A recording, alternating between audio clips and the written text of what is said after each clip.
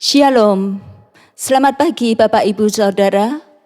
Mari kita bersama merenungkan firman Tuhan yang tertulis di dalam surat Roma pasal 6 ayat 11. Demikianlah hendaknya kamu memandangnya, bahwa kamu telah mati bagi dosa, tetapi kamu hidup bagi Allah dalam Kristus Yesus.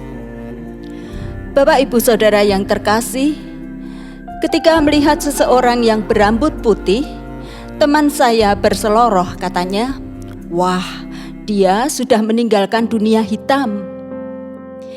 Ini tentu saja hanyalah candaan, karena orang tersebut tidak menutupi ubannya dengan cat rambut. Dalam makna yang sesungguhnya, dunia hitam adalah suatu kehidupan di mana manusia tidak mau taat pada kehendak Tuhan, melanggar perintah Tuhan, memberontak terhadap hukum-hukum Tuhan, tidak menyerahkan dirinya kepada kuasa Tuhan tetapi mau berkuasa atas dirinya sendiri, hidup bagi dirinya sendiri dan tidak peduli pada orang lain, hidup menuruti kemauan sendiri, tidak mengindahkan firman Tuhan, tidak mengindahkan norma-norma masyarakat, tidak mengindahkan hukum negara, semuanya dilanggar.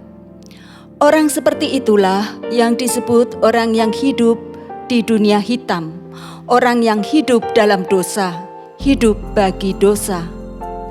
Dan celakanya, ternyata daya tarik dosa itu sangatlah kuat. Terbukti banyak sekali orang yang suka melakukan pelanggaran, yang memilih hidup di dalam dosa. Banyak orang tidak menyadari bahwa dosa itu adalah jerat iblis yang akan membelenggu manusia. Sekali orang berbuat dosa, maka dia akan melakukannya lagi dan lagi dan lagi untuk menutupi pelanggaran yang telah dilakukannya.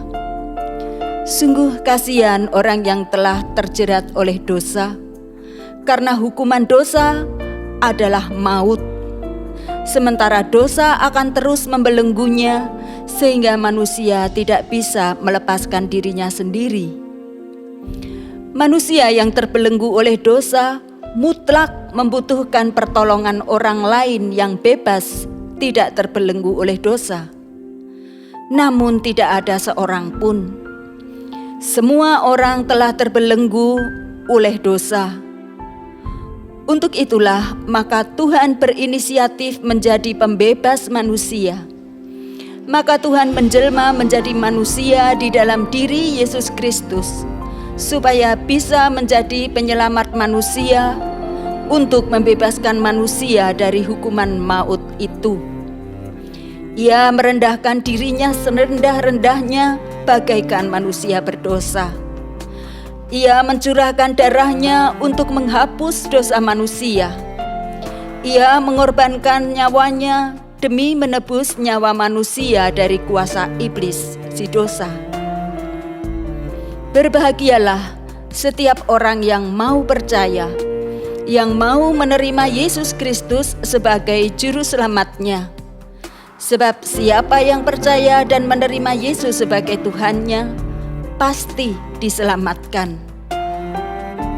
Beruntunglah kita mempunyai Allah yang dahsyat kuasanya itu. Kita tidak lagi hidup dalam belenggu dosa, tetapi mati bagi dosa.